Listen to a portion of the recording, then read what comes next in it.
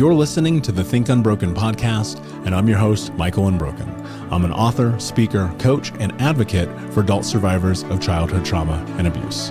In this podcast, you will learn how to transform your trauma into triumph, turn breakdowns into breakthroughs, and go from victim to being the hero of your own story.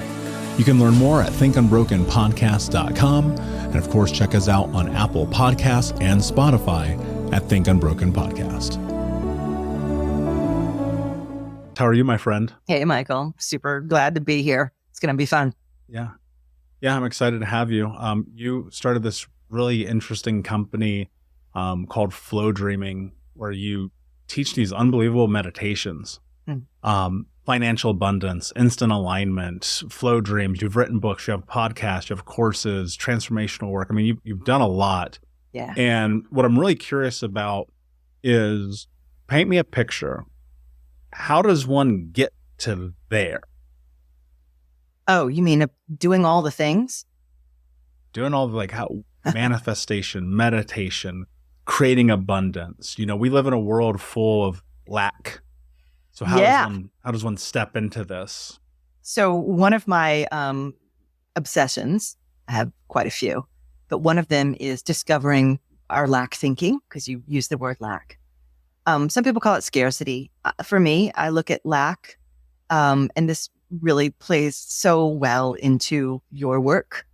All the things in our lives where we have a knee-jerk reaction that this is not going to work out, never works out, can't work out, not for me, can't have it, not good enough. Anytime we experience a negative emotion, there's a lack thought attached to it. So I've spent a lot of my life looking for patterns of lack thinking in our beings, in our perception of where we're going. And over the course of my career, I mean, I've been through some crazy gnarly stuff. One thing that I do know and do well is if I have a curiosity, I'm going to find out where that leads. And for me, it's led to flow dreaming. It's led to, I sometimes call it a process of emotional reconditioning, which means that instead of constantly feeling a spin of feelings that don't work for us anymore, the so-called lack thoughts and so forth, we consciously create a brand new set of feelings about ourselves that we literally practice. We practice those feelings. We don't wait for the world to give us permission to feel them. And most people are in a powerless position of waiting for the world to allow them to feel things. And they wait and they wait and they wait for this to change or that to change. And I say, forget it. I want you to feel how you want to feel right now. And let's put the cart before the horse. So let's feel that way right now. So it ended up that for me, I ended up being really productive, right? I create these, call them flow dream meditations. And they're really kind of emotional reconditioning. Sometimes people call them energy activations. But they are meant to get you straight into that new feeling state. And then for people who are a little more woo-woo or, open to personal growth, it's a way to directly communicate with your higher power. This is who I am now. See me and start aligning things that are going to match me. So it works on multiple levels, from the psychological to the spiritual. Short answer. That qualifies as one of my actual short answers. Can you believe it? Yeah. And, I say this often, meditation changed my life forever. It's single-handedly one of the most important things that I've ever done. Yeah. But it required just a lot of, use the word curiosity. And it required that because the negative emotions that I had, especially spurring from childhood, led me into this place where even though, here's a great example of how much lack can impact your life. And the audience knows this, but being 25, having been $50,000 in debt, 350 pounds, destroying a relationship, destroying my body, like that, even in abundance, that is a lack mindset. So I'm curious, for you, what was childhood like that would lead you down this path? Did you have a lack mindset? Did you have an abundance mindset? Obviously, as kids, we don't have these words, but what was childhood like? Because I'm just trying to peg, how does someone get to that? How does somebody fall into this line of work? It's sort of like you becoming a trauma coach, right? I didn't intend it either. Not at all. All I knew is that I was finding techniques and things that were working for me that then began to work for other people. But our childhoods, I feel, often set us up for like the golden era of our lives. And it's a weird thing to say if you had a really sucky, childhood. Like, what are you saying? But again, in anything that you're encountering, including your childhood, I always say, look, nothing is an accident. There's something there for me. The gold is in the, go find it. That's why it's there. If you had an intention to become something or develop something or reveal something, express something, experience something in your life as a soul, as a growing being, you're going to get everything you need for that. And some of us just happen to be like champ students. We're like, great, I'll take all the hard things, not just one or two. And we end up like us. So my childhood, oh my God, in a crazy little nutshell, my mom was virtually a single mom most of the time. When she wasn't, she was married to a really abusive man, a physically abusive man, emotionally abusive man. I experienced my own share of traumas. When you have to flee your house, when you are picked up from school and you never see your bedroom or your siblings or your neighborhood again, it's the same thing as having a house burned down. That sense of the absolute loss, and things can change unexpectedly at any time. And, that for me, I think was a defining moment. Like, I never want to be in a place of insecurity again. Aside from that, I guess you could say, well, I guess people know this. My group knows this. My mom was involved in a cult as well, a religious cult. And so I spent a good deal of my childhood being absolutely pilloried and ridiculed, and was definitely the monster of the group. There were kids who were not allowed to come into my front yard, play at my house, any of that.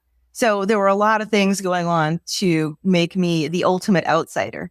And as I grew older, it definitely contributed to a sense of, I have to prove myself all the time. I have to be better than. And, being smart, I think that was another setback for me, because here's a smart girl in a cult in an abusive household. What do you do with that? Right. I'm just laying out some of the things. Like, we all have our own different set of things. And so I learned how to cover up and hide, not appear too smart, not outshine anybody else, not sit in the front of the classroom, not step forward. It led to me dropping out of high school in 10th grade with a 4.0. And I didn't even know what college was. I had no clue, absolutely no clue. And my college counselors didn't guide me either. So I had quite a few. And that's just my childhood. So all these things that happened end up being things that I had to unravel later, And I didn't have a trauma coach back then, Michael. Where were you? So I had to find my own I was drunk. Yes. Okay. And I was hiding. You were drunk and I was hiding. I was doing drugs. Yeah. Yeah. It's interesting that in those kind of, and I've interviewed some other people over the years who've been in religious cults. I was really in one as well.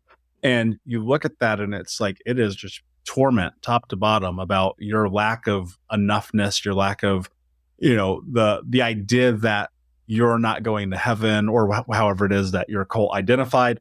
Yeah. But you tack that on, plus the absence of anything secure. I'm shocked you're even alive right now, to be honest. And, I say that as a reflection of my own journey. Where did that end up leading you? So you drop out of high school, and then what? The one thing I really loved to do at that time was sing. And I had a very fortunate experience meeting an opera teacher. And so I began training with her. So by the time I was 16, I should have been going into 11th grade, but instead I was going to college. She was a professor at a college, and she got me a special exemption to come in and start studying. So I began studying opera when I was 16 with her, and was there for several years. Then I had a really big health crisis. My body broke down, and I left. From there, though, I finally understood what college was, and that there were places you could go and learn really cool stuff, and kind of find your passion. So I went the route of figuring out, how do I get myself back into college? And what do I want to do there? And who do I want to be there? So I come from a really intuitive family, a family of psychics and mediums and, tarot readers and astrologers going way, way, way back, multi-generational. So my goal at that time, and not to mention the cult, my goal at that time was to create a really normal life, like not be any of that, not follow my mom's, multiple constant relationships and instability and so forth. I was going to be normal. So I ended up graduating with a degree in literature. And I said, I'm going to go into publishing. And I joke now that, we strive not to be like our parents, right? We want to be anything but. Yes. But life oftentimes will lead you back into whatever gifts you truly have. And sometimes they do, in fact, come from your parents. Like, I love my mom so much. I don't blame her at all for anything that I experienced in my childhood, which, her upbringing was worse than mine. So, we've talked at length, like, she did better than she herself was treated. So I ended up working for a publisher, like one of the largest mind, body, spirit publishers in the world, and essentially trained under all of these spiritual luminaries like Louise Hay and Dr. Wayne Dyer and even Marianne Williamson and people who are amazing. And spent a good decade there in corporate, and then eventually moved out and began my own work with flow dreaming, which is a practice that I started back in the year 2000, actually, when I was still finishing up college, and I had my own little business that I created for myself. Part of my upbringing, I think, really instilled in me this need to be an entrepreneur, and to try to control my own life through controlling, how I give my work out into the world. I think a lot of entrepreneurs have that upbringing as well. Yeah. Well, and what's interesting is you'll find that a lot of the people I've interviewed over the years are entrepreneurs. Mm-hmm. It's actually pretty rare that they're not, to tell you the truth. Yeah. And I think that's a big part of the journey, because I've said this for years. If you really want to figure out who you are, be an entrepreneur. Mm-hmm. I want to go back to something, because I think it's actually really important. I wrote a note here. You said that you don't blame your mother. You haven't blamed your mother. Yeah. So many people are suffering in that, because and rightfully so. And for years, I blamed my mother. She cut my finger off, and she was a drug addict, alcoholic, in and out of institutions and rehabs. And until I didn't, it was like carrying a backpack full of bricks. Yeah. What was that a journey of healing for you? Did you never blame her? Like, what was that like? I think because I was always pretty aware of what she had been through. There's a point I remember in my early 20s, late teens, early 20s, yet another bad thing had happened. Like, she didn't always protect me very well. And I remember thinking, why didn't I get a parent who could protect me? Why didn't I get somebody who could do better for me? Everybody else got it. It's almost like feeling cheated by God. Why did I get this? Like, everybody else gets a good family, not me. And having those thoughts eventually it just shifted one day. And I realized, what kind of bargain are you making with the universe that you should have the same thing everybody else has? It's not like, God stood there and put out its hand and said, here, you're going to have this too, or you can't. And because I don't like you as much, or you're bad. So I had a reckoning on multiple levels. And one of them was to realize my mom is a human being, and she loves me dearly. And she has always stood by me and been there for me, even though she couldn't prevent herself from being in harmful situations that I was therefore exposed to. If she couldn't prevent it for herself and me, that hurts me to the bottom of my heart. As a parent now, I can only imagine how she suffered, not being able to prevent things to both herself and to me. So yeah, that's where the forgiveness comes from. It's just baked in. And at a certain point, you still acknowledge your parent as a parent, but you see them as a person. And you stop putting the role of parent on them as much, because that expectation of how they should be the right parent, you're really asking some other very unique and different individual to live up to all of the expectations that you have created for them. It's like trying to tell somebody to wear the clothes that you've chosen for them every day. And, as parents, we do our best, right? But I certainly couldn't be exactly the way that one of my children want me to be. If I did, then I'd be different for the other child. It just doesn't work. It kind of goes in with your idea of radical autonomy, right? Yeah, and there's the analogy you just used is actually a really wonderful analogy, because if you tried to give me a shirt that I don't want to wear, I'm not wearing it. Yeah. And I mean that very genuinely. Yeah. And there's something, it's human, right? Because you look at these people, and at the end of the day, if you're like really paying attention and you're doing this work, what you come to realize is like they had a childhood also. Yeah. And the truth is, this is a Neil Strauss quote. He said, most adults are running around like hurt children. And it's a quote that I think about all the time. And we live in this society now in which, and I fell victim to this as well, blaming my mother constantly, my stepfather, my grandmother, the community, the people. And we live in this society now where this idea of doing the work, quote unquote, is almost like a badge of honor in this weird way, where people are like, I'm better than you because I did these things. And it's like, no, you're not. You're still just as up and one decision away from ruining your life as the next person. But that doesn't mean you don't hold yourself to bigger and higher standards. And I think that one of the really interesting things that I've been able to navigate is leveraging this idea that the standards that I set for myself are for me. They can't be for other people. And that's allotted the space for forgiveness. And I'm going to fuck up too. I'm a nightmare sometimes. That is just the human experience. But, it's interesting because you talked about, as a parent, you can understand that pain that your mother must have gone through. One of the things people tell me all the time is like, you'll be a great dad. I don't have kids, but they always tell me that. And I'm wondering, what are the positive influences that, even though your mother wasn't always there for you, you've been able to pull over into your own motherhood? Gosh.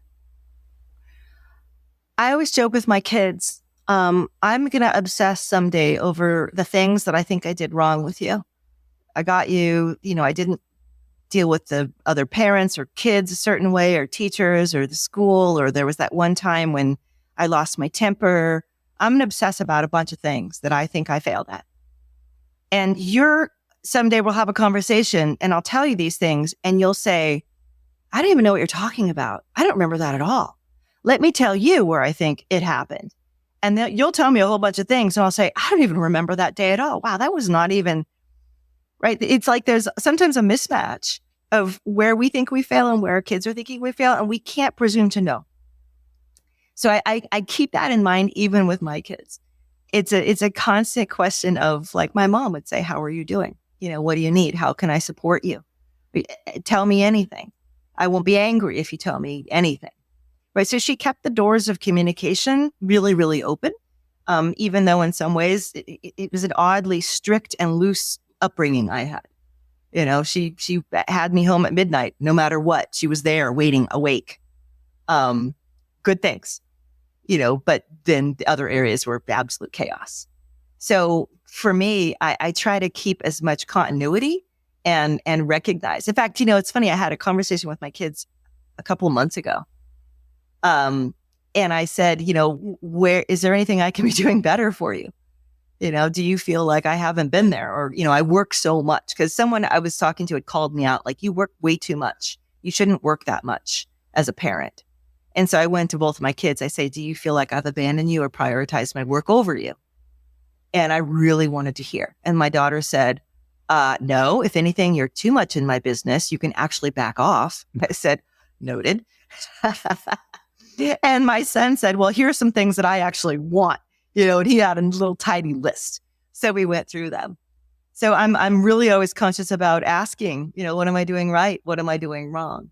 And my kids are not afraid to tell me, which I take as a feather in my hat, because a lot of us when we're younger are afraid to tell our parents how we really feel. Or if we do, we're told that we're stupid or wrong or bad for thinking that. So that's the environment that I try to cultivate. Yeah, that's beautiful. And I do think, unfortunately, a lot of people do that. They do not actually allow the space for children to be curious or to share the truth. Yeah. I certainly went through that. That's probably one of the reasons that I became a great liar, and I had to heal that journey and go down that path. And what's really interesting is like you're faced with these series of variables every single day that you don't really have control over. Yeah. And the only thing that you really truly have control over and to cultivate and create, you said, this is the life I want my children to have. It actually first comes with creating the life that you want to have. Totally. And this is the place where most people get lost. They put everything before themselves. They put themselves at the back of the room. Totally. They certainly are not manifesting abundance in any capacity. There's no transformation. They're not flow dreaming. They're not going and making this life the thing that they can have. Yeah. And so what I'm really curious about, right, because people often get missed in alignment. They do things that they should not be doing for people they shouldn't be doing them for. And I know that's a big truth for this audience because I was one of them. I was a yes man. I was a do whatever you need. I was codependent. And now I'm like a super no guy. I'm like, no, the answer is probably no. And so I'm really curious, like how do we get people into a mindset of abundance, of alignment, of clarity while manifesting? Like, it's like all these words that I'm trying to put together into like a little puzzle. Like, what is that like? Like, how do you get people aligned? Like, that's the hardest thing I think we struggle with. Well, alignment's a word that, the personal growth and spiritual communities kind of just toss around like nothing. I'm very specific with what alignment means to me. To go back for a second, how you were saying we often blame people in our past for how we feel today. I mean, beyond my childhood, I've had a series of other things where, people have been villainous. And there was a moment in my life where I realized every time I call up that feeling of anger against them, or you messed me up, or you derailed me, or you took something from me, you took my money, you took my position, you took, something that's been some dastardly, horrible thing. The villain who did it to me probably doesn't remember me at all anymore. Or they certainly don't think about it. It's not even in their world. I'm the one now who's taken that on and sort of institutionalized it inside myself. Just like you would use institutionalizing with a person who, they get out of jail and they go right back to jail, right? They've created a set of comfort in that. So a lot of us are still carrying these old wounds, but we're the only ones who are holding that torch anymore. We, in fact, are giving the perpetrators what they're not even asking for anymore because we're still feeling the pain. We are still feeling the hurt, but we're now the ones who are bearing the torch for them, if that makes sense. So for me, one of the first steps is to release that and say, look, that person no longer has the ability to make me feel any certain way. I withdraw the authorization for them to make me feel this way. And I consider anger and mad to be that as well. If I can get to the point where any of my past enemies I want to hug and kiss, then I have actually finally trumped them. I've finally withdrawn all of their power over me. So that's one of the bases that I start with. From there, it's like, okay, well, who do you want to be? Well, who do you actually want to be? What do you think you're capable of being? And then we're going to go into the realm, when I work with my clients, we go into the realm next of, well, I'd like to be this, but I don't know if I can. I don't know if that's really me. I don't know if. And so we have to explore. What do you mean? Who says you can't be that way? There's nobody on this. I always point out, people are trying to tell other people how to live their lives as if they could be selfish enough to have two lives that they get to live. I'm like, nobody has that rule. There's not a single person on this earth who can tell you, here's how you need to be, and here's how I want you to be, and here's how you should be. If they try to do that, they're selfish little fucks. Excuse me. But they have no authority for that. Why are you giving them any authority? You're going to get to decide. Now, you and I are talking the same language, right? So we're getting that awareness, like, okay, I get to decide. Okay, if I get to decide, what are the limits of my imagination? And what are the limits of what I think I'm actually capable of? And I say, great, now we get to build this because you've been going around your whole life waiting for other people to give you permission to feel a certain way, waiting for them to give you money so you could feel a certain way, waiting for all these things to give you something so you could feel something or become something. I said, what if we take all those other people out of the equation, right? Take all the power away from them, bring it back into yourself. How do you want to feel? I want to feel, like you said, abundant and prosperous. And I love talking about that, abundance, prosperity, money, because for many people who've been through a lot of trauma and abuse, stability and safety are A1. They're like the number one thing. Like I always say you can't build a skyscraper if you don't put a nice big cement pad down at the bottom, right? When you are building security and you're building money, that is your pad. You could build all kinds of stuff on top of that. So let's start with that. How do we make you secure? How do we make you abundant? And then that opens up other things like, well, my worth is, I've only ever been paid this. And I say, okay, that was other people telling you what you were worth, telling your value in the marketplace, telling you this and that, and you believed it and you took it all in and made it you. It's not you anymore. What's you? So I say, let's feel what abundance is like. Let's practice the feeling. Let's go in and manifest the feeling.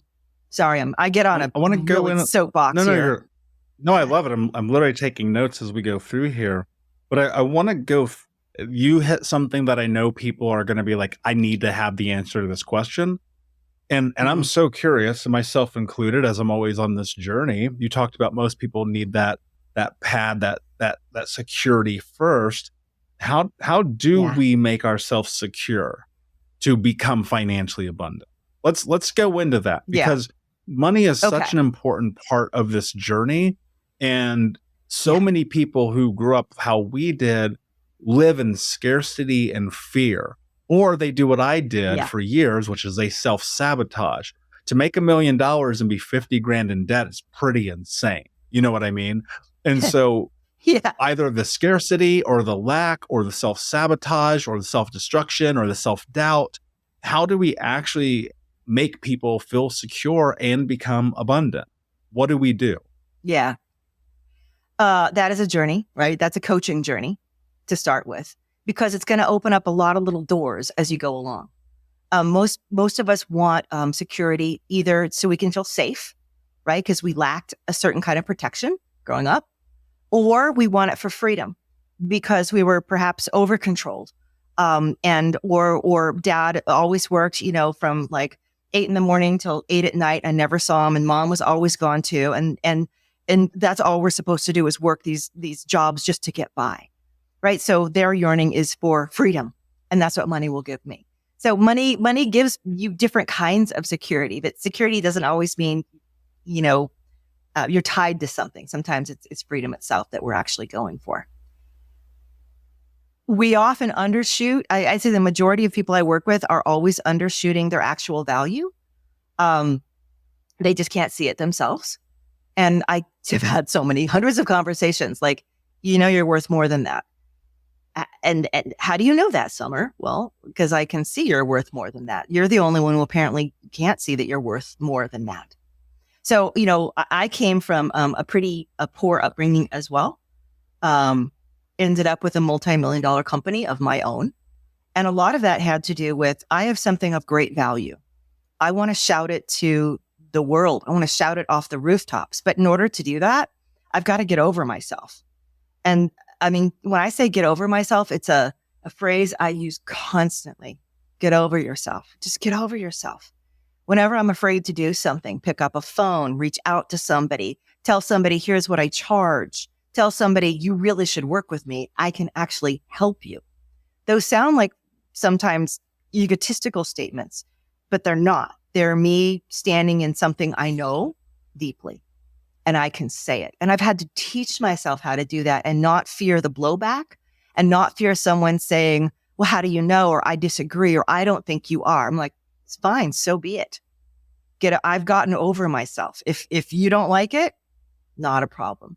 But when we're into ourselves, like that's how the coaching world always talks about playing small, right?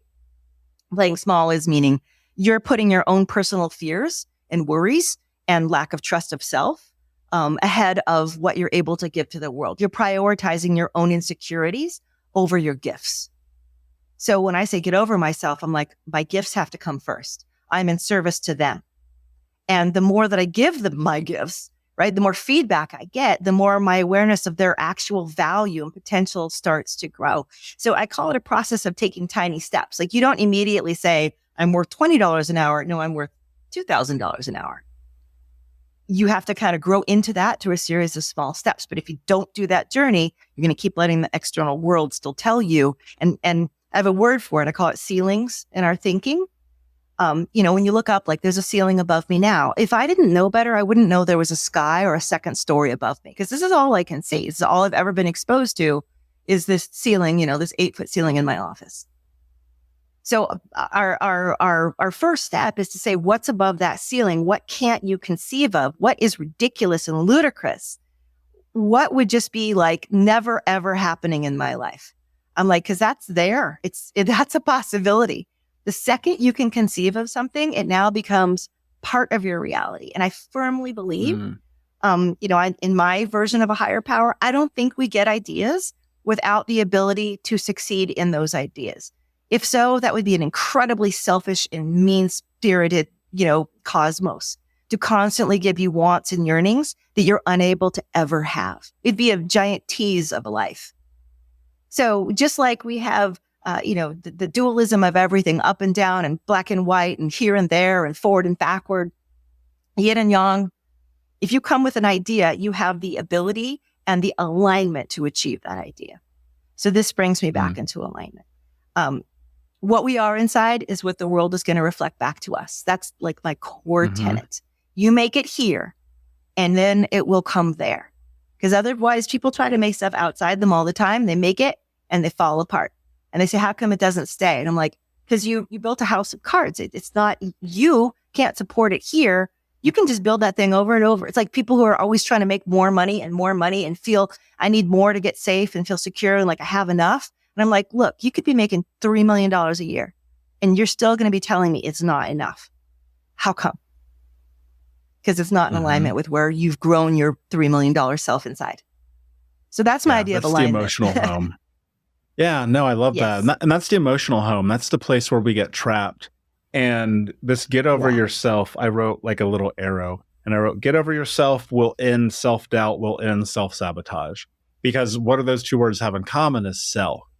And I think that a big part of that is healing. And I think one of the things I've discovered that has transformed my life so dramatically, I mean, and obviously I have just an insane background, but the truth is, as I look forward, I'm going to look back in these moments of building right now in the stage that I am, and I'm going to leverage that as evidence that supports where I can go next. And that's the thing that I think is really one of the cornerstones of creating the life that you want. Can you sit and evaluate the evidence that actually proves contrary to whatever the stupid thought you have that is in your head about who you are? Yeah. And, even I go through it, right? And I, being on stages with these amazing people. Just this past week, I'm on stage with Dr. Josh Axe and Dr. Ken Vu and David Meltzer and Ben Curtis and Preston Smiles. And I'm like, am I supposed to be on here? And like, that's a instantaneous thought. And I make it disappear immediately. I go, yeah, I work my ass off. Yeah. I should absolutely be on stage with these guys, right? But that thing is about finding the supporting evidence. And people who are in debt, it's like, can you find supporting evidence that you're responsible? For people who are in a bad relationship, can you find supporting evidence that you can be in a good relationship, right? And I think that that's so much of it.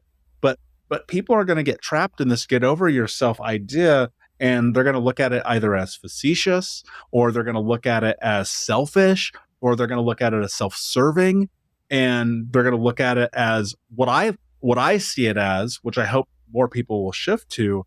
I see the idea of getting over yourself about becoming your truest version of yourself, of relinquishing fear, of letting go, of being the hero of your own story, where it's like, you have to stand in front of this mirror and look at your life. And whether you're an entrepreneur or not, it doesn't matter. But if you don't have what you want, you've got to go look at yourself and decide who you want to be. Are there any tips that you could really like lay out to give us to get over yourself? I mean, is it a conversation? Is it finding evidence? Is it doing something hard? Like, what does that actually look like? Yeah, I think this comes down to one basic emotion, fear. Part of the work that I teach with flow dreaming and the emotional reconditioning and so forth is, if we look at ourselves, we're either trying to get to a feeling or get away from a feeling. All the things that we're trying to create in our lives, whether it's a house or a car or a partner or money in the bank. Like, why do you need money in the bank? Well, because I need to pay the bills. Why do you need to pay the bills? So that I can keep the lights on and keep my house. Well, why do you need to keep the lights on and keep your house? Because without my house, I'll be homeless. Well, why do you not want to be homeless? Because if I'm homeless, I won't have opportunities and I would feel devastated for my family. So you'd feel devastated. What would that make you feel like? I would feel like a failure. And then I would worry that I wasn't good enough and I would never be good enough. And that's the blackest hole I can experience. So I'm like, so that's really why you want money. So you don't have that feeling. So I said, let's look at all the things you're trying to create in your life and figure out what's the feeling you're actually going for. I mean, the only thing we're actually scared of, I think, is feelings. And the only thing in the whole world. It's not being murdered or stabbed or even losing our someone we love so much. Yes, we'll miss their companionship but ultimately we don't want to feel lost. We don't want to feel lonely. We don't want to feel their lack. It's a feeling that we are most afraid of.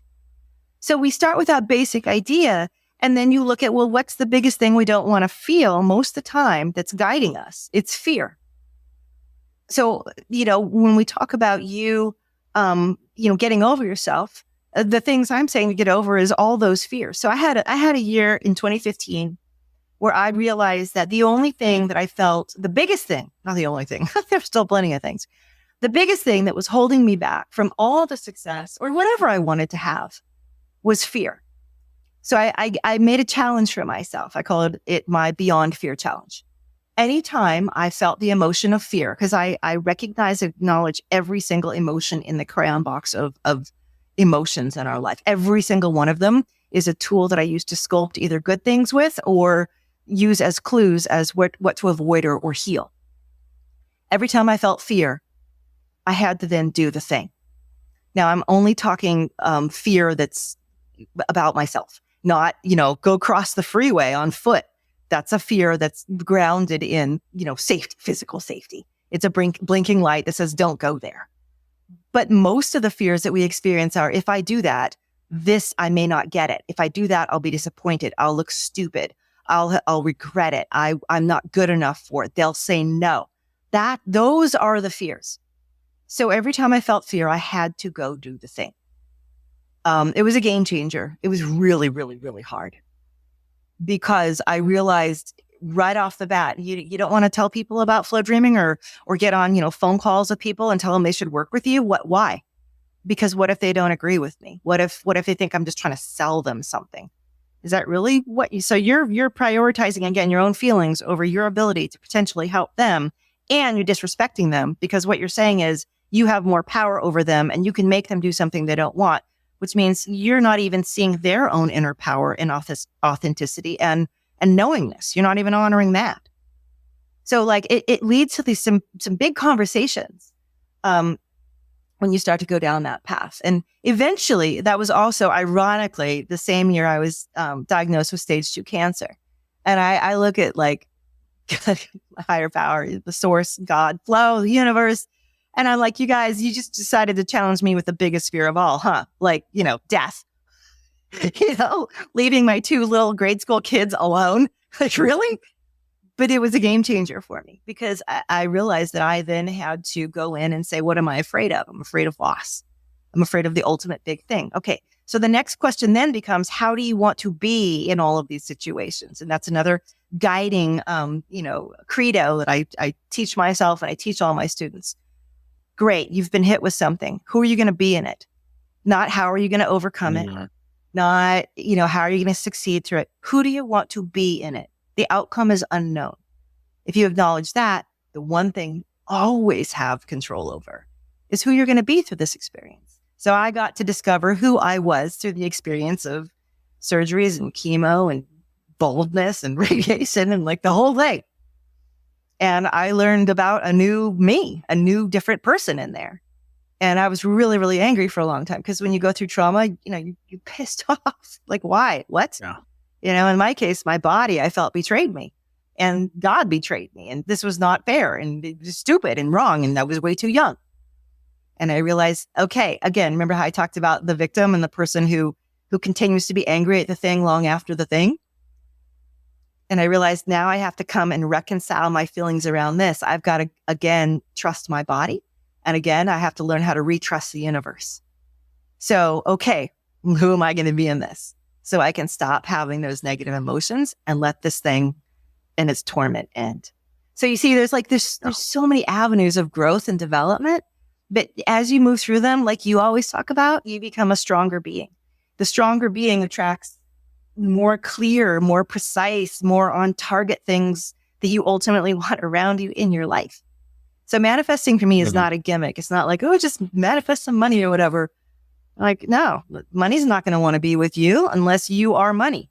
Like you have to be able to hold that. You have to be that. You have to be of that place inside yourself. And I know you don't have that in you now because nothing in your life has given you that before. But if you keep waiting for life to give you something, you're going to wait a long time. It has no reason to give it to you. You give it to yourself first, and let's see what happens when we just flip the equation. Yep. And it will give you the evidence that you need that supports that you can go to the next level, break through the next ceiling, have the next opportunity, the next health, wealth, relationship, whatever that thing is. And the universe is always conspiring in your favor. Like there's just absolutely no way you can't have the life that you want unless you put in a lot of effort. And I come to realize through my journey, through the people I've coached, through, almost a decade of this, is that it takes as much energy to create your life as it does to destroy your life. And there's just no two ways about it. And since energy is only ever displaced, you choose where it's going. You pick the bucket. And if your life sucks and it's a nightmare, you need to take inventory about your decisions, your makings, your meanings, and why you're there. And ultimately, what you just laid out, going down this path of tracking, like, why is money important? I would argue that you should do that in all elements of your life, about everything that you do. Why are the things that you do important to you? Why are you in that kind of relationship? Why do you have that kind of health? Why do you have that kind of wealth? And if you do that, I promise you will find the why in all of it. And that will be the cornerstone and the driver that will lead you down the path of ultimately this hero's journey of being unbroken. And my hope is, like truthfully, my hope is, and that's why we continue to do this show and have these conversations, because it's not just me talking about it. Here we are sitting across from you, this woman who has come through this very traumatic background in childhood, who didn't graduate high school and dropped out, who was in a cult, who had abusive family situations and trauma, and yet figured it out. And it's like, but wait a second, if she can do it, then why can't you? And my thought is very clear on this, and the answer is, well, you can too if you just get over yourself. Summer, my friend, this has been an awesome conversation. Before I ask you my last question, where can everyone find you? Oh, I have a podcast too. It's called Flow Dreaming, still kind of woo-woo. I lay out a lot of mindset pieces and techniques that I've used with thousands and thousands of students. I've been teaching since 2004. So the podcast is great. Flowdreaming.com is my main site. And I have a lot, you said, I'm very productive. I have flow dreams, these recorded audios, where I'm getting you into different emotional states and you're practicing them. Because a lot of us, if I say, let's feel joyful, you're like, I don't know how to do that. Like, my life sucks. There's no way I can do that. Like, I need to teach you how to feel that way without having a reason to feel that way. So we practice emotions on demand, and we practice these gorgeous positive emotions, because the more you experience or think something, in meditation, it's like you're creating these neural pathways every time you meditate. When you're doing the flow dreaming, you're doing the same thing. You're creating new neural pathways. except they're in your emotional centers. And you could say your spiritual centers. I am now more joyful because I practice the feeling of joy every day this week for 5 minutes. Now life is going, this person is fundamentally, the energy of them has shifted. There's now more of this and a little less of that. So my website has all kinds of these flow dreams for feeling joy, for feeling confidence, for releasing childhood, forgiving your parents is actually one of them, where we go through the emotional exercise of what does it feel like to absolutely let them go, love them, say thank you. I'm sure you provided something that I needed for myself and my ambitions as a soul to grow, here on this earth. So flow dreaming is a great place to start. And then, of course, people can reach out and work with me too if they want to for a bigger, faster. Guys, make sure you go to thinkunbrokenpodcast.com. Look up Summer's episode for that and more in the show notes. My last question for you, my friend. What does it mean to you to be unbroken? Oh, that's so layered. The first thing that comes to my mind is the Japanese pottery with all the little gold in it. What's it called? Kintsugi. Kintsugi, yes. I don't think it's so bad to be broken. I believe that your heart is made to heal constantly. The same way that your heart pumps blood and oxygenates your body, it feeds it. It also is taking all the cellular debris and the lymph, and it's cleaning it at the same time. Your heart can do both. And we can't be afraid of letting our hearts be broken, letting our lives be broken, because they're meant to continuously break and heal. And if you're not experiencing a little tiny bit of collateral damage every single day, it means you haven't risked anything. You haven't tried for anything. You haven't expanded into anything. If I throw a party at my house, I guarantee you there's going to be glasses everywhere and napkins on there's going to be a mess afterwards. And I know it. It was a good party. The worst thing you want is a party where your house is, sterling clean afterwards. It means that everybody was a little too cautious and safe, right?